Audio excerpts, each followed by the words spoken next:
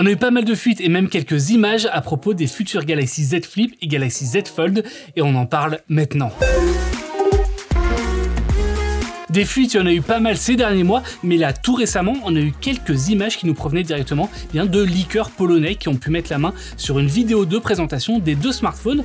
Et pour le coup, on peut voir le futur Galaxy Z Fold 3 et Galaxy Z Flip 3. Et franchement, il y a de quoi être plutôt enthousiasmé. Mais avant toute chose, parce que ça va venir assez rapidement, on va commencer par la date de sortie.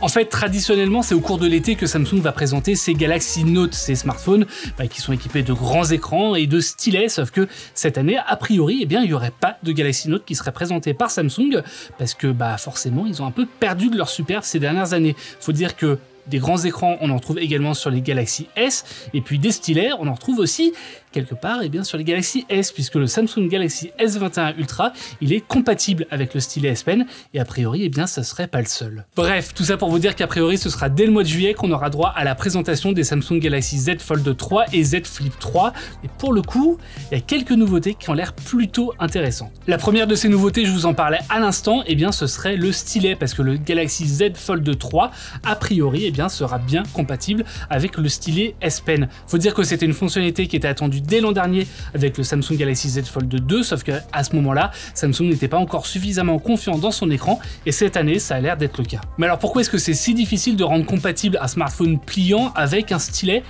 C'est tout simple en fait, dites-vous qu'un stylet, finalement, c'est un petit bout tout dur qui va passer son temps à gratter un écran souple, a fortiori sur un smartphone pliable, et pour le coup, on se rappelle de la fragilité du Galaxy Fold, autant vous dire qu'il faut vraiment que l'écran soit solide sur le Galaxy Z Fold 3 pour que ça soit compatible. Et ça tombe bien, cette année, Samsung semble avoir amélioré encore plus son verre ultra fin qui est intégré dans l'écran, qui était déjà présent sur le Galaxy Z Fold 2, mais qui là semble être encore plus résistant. L'autre question qui se pose à propos du stylet, c'est la compatibilité, parce que c'est fort bien qu'un smartphone soit compatible avec un stylet, c'est le cas par exemple du Galaxy S21 Ultra, mais est-ce que ça veut dire pour autant que le stylet sera fourni avec le smartphone? Est-ce qu'il sera vendu en accessoire? Est-ce qu'on pourra le ranger dans le smartphone, ou est-ce qu'il faudra le mettre dans une poche par exemple? Et tout ça, on ne sait pas encore trop. On a quand même quelques informations qui nous viennent du site coréen ET News et qui nous indiquent que le Samsung Galaxy Z Fold 3 sera fourni avec le stylet S Pen. On ne sait pas en revanche si le stylet pourrait être rangé directement à l'intérieur du téléphone, comme c'est le cas sur les Galaxy Note. L'autre nouveauté qui est particulièrement attendue sur le Samsung Galaxy Z Fold 3, c'est sa caméra selfie. Enfin, sa disparition complète. En fait, selon pas mal de rumeurs, Samsung aurait travaillé à intégrer une caméra selfie derrière l'écran qui soit complètement invisible, un peu comme le propose déjà ZTE avec son Axon 20 5G, sauf que cette fois, on espère quand même que ce sera réussi. Cette fois, ce sont des photos qui ont été publiées par un leaker polonais qui permettent de découvrir une photo de l'écran du Galaxy Z Fold 3 sur laquelle on peut voir la mention « C'est le premier smartphone pliant avec une caméra sous l'écran ». Faut dire que ça fait déjà plus de 2 ans que Samsung prépare la voie à ses smartphones sans encoche, sans poinçon, sans caméra qui soit visible complètement en façade. Pour le coup, c'est un design que Samsung avait qualifié de New Infinity fin 2018. Et le gros avantage que pourrait avoir Samsung par rapport à ZTE par exemple, c'est que Samsung fabrique des dalles. Samsung fabrique également des capteurs photo. Samsung maîtrise en fait toute la chaîne qui peut permettre de faire un produit qui soit cette fois vraiment convaincant. On est un peu dubitatif parce que la technologie elle n'est pas encore complètement prête, en tout cas on a vu des prototypes qui étaient assez médiocres, mais on a assez hâte de voir ce que Samsung peut proposer dans ce domaine. Sur les caractéristiques un peu plus classiques du Samsung Galaxy Z Fold 3, sur la photo notamment, on a cette fois un cliché qui a été publié par un leaker polonais et qui permet de découvrir l'appareil photo au dos du téléphone qui serait composé, suspense, de 3 appareils photo. Donc on aurait un ultra grand angle, un grand angle et un téléobjectif.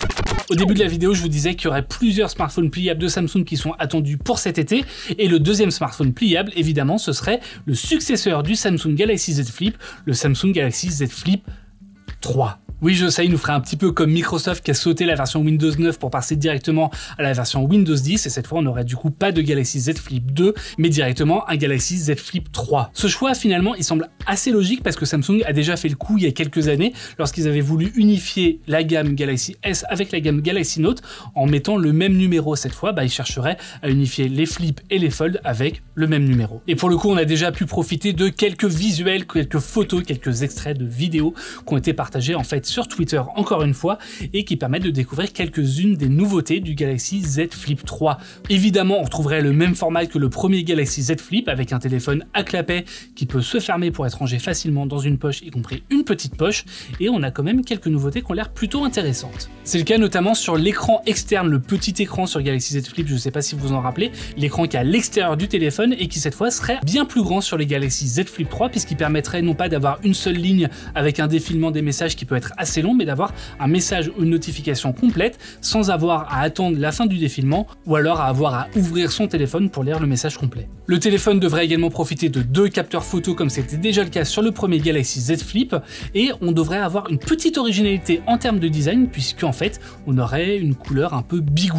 On aurait en fait une bande noire qui viendrait encercler les appareils photo et l'écran extérieur du smartphone et finalement ce choix de design ça nous fait pas mal penser au premier Google Pixel qui avait un design qui était assez original, un peu dans ce goût-là. On aurait également droit à un très large choix de couleurs. Quand je vous dis très large, c'est pas 3 ou 4, ce serait 8 teintes différentes qui seraient proposées par Samsung avec du violet, du noir, du vert, du beige, du gris, du blanc, du bleu et du rose.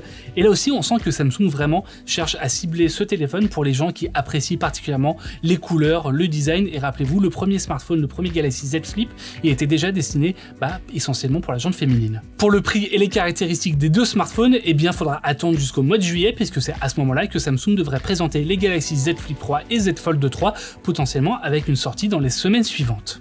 Merci à toutes et à tous d'avoir suivi cette vidéo, je vous invite à faire un tour sur frandroid.com, on a pas mal de news et d'articles à propos de ces 2 prochains smartphones de Samsung. N'hésitez pas à faire un petit tour du côté de nos comptes Twitter, Instagram, Snapchat, puisqu'on est disponible également sur Snapchat maintenant. Et moi je vous fais de gros bisous et je vous dis à très bientôt sur Frandroid.